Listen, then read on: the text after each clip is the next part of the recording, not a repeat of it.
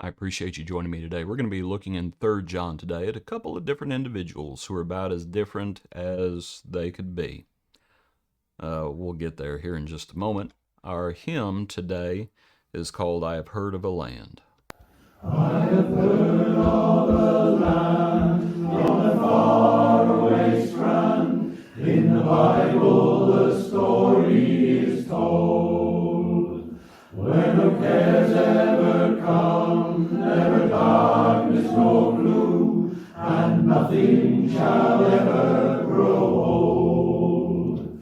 In that beautiful land on a faraway strand, no storms with the past ever frown. The streets, I am told, are paved with pure gold, and the sun it shall never go down. There are evergreen trees that blow in the breeze, and their fruitage is brighter than gold.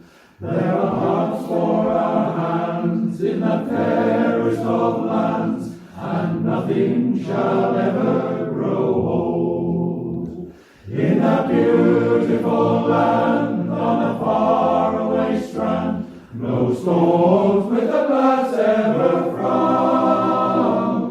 The streets, I am told, are paved with pure gold, and the sun it shall never go down. There's a home in that land at the Father's right hand. There are mansions whose joys are untold, and perennial spring where the birds ever sing, and nothing shall ever grow old. In that beautiful land on a faraway strand, no storms with the blast ever frown. The streets, I am told, are paved with pure gold, and the sun it shall never go down. And the sun it shall never go down.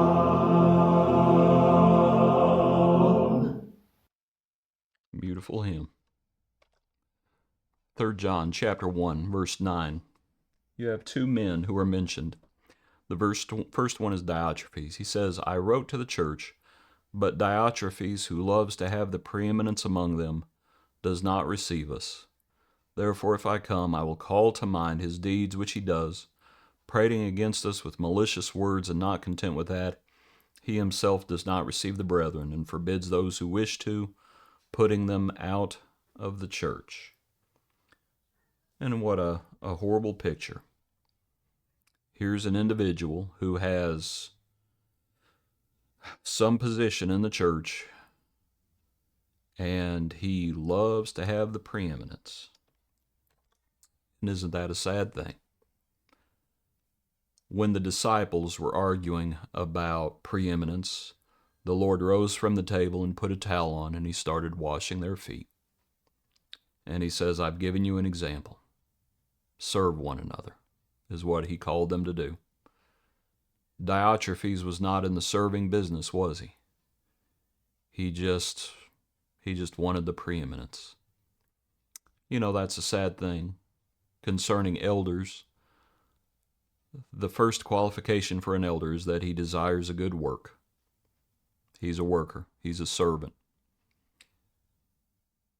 Sometimes you'll hear men or their wives, and they'll talk about aspiring. You know, I always wanted my husband to be an elder. And it's as though they're just looking for a title. They just want to be something in the church. And it smacks a little bit of preeminence, doesn't it? Sadly, you'll have, and Scripture speaks about Diotrephes. Scripture talks about, to Timothy, elders who are sinning, rebuke in the presence of all. And it's just sad when individuals don't serve like they should. And they lord it over the flock. and you go and you speak to them, and you ask, why is this? Why are we doing this? Why are we doing that? And it's because we said so. And that's Diotrephes for you. Love to have the preeminence. Goes on, not only does he love to have the preeminence, he was not receiving the apostles. He was railing against the apostles with malicious words, and he wasn't willing to receive those who wanted to. He does not receive the brethren and forbids those who wish to, putting them out of the church. Isn't that sad? I've heard of that happening. I know of a congregation where a preacher,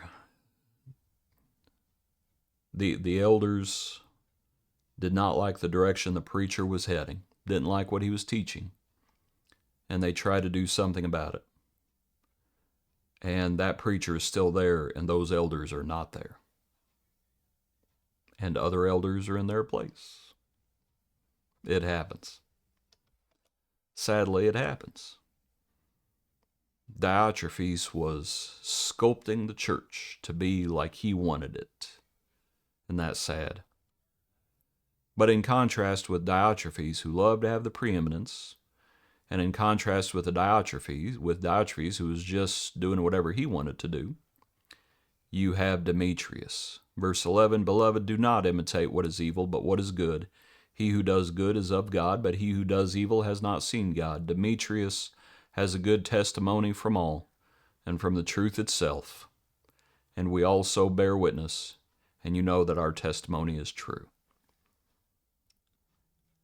So, as opposed to Diotrephes, who loved the preeminence, he was against the apostles, and he was divisive, you have Demetrius, who had a good reputation from amongst all, and from the truth itself, and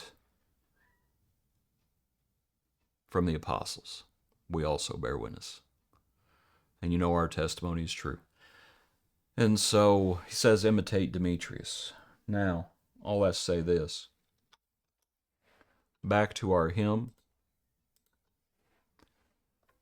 How wonderful it will be to be in heaven with all of the Demetriuses.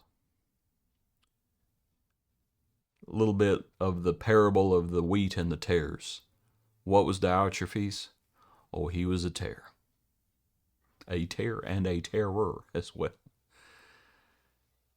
And what's the Lord say in that parable?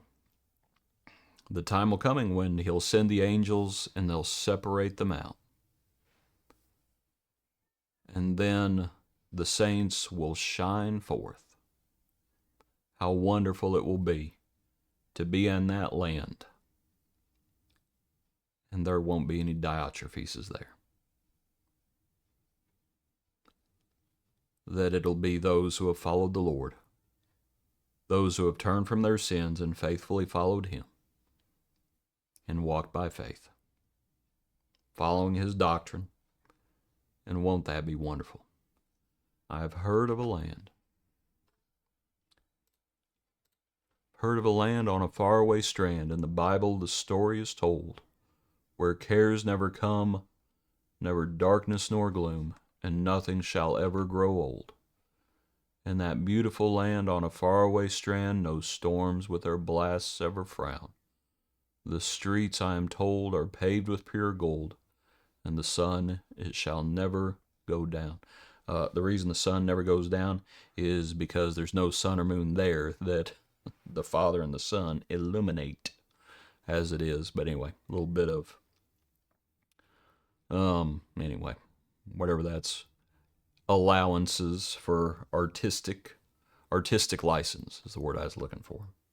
I've heard of a land. Appreciate you. Hope you have a good day. Join us tomorrow for another portion of our daily praise.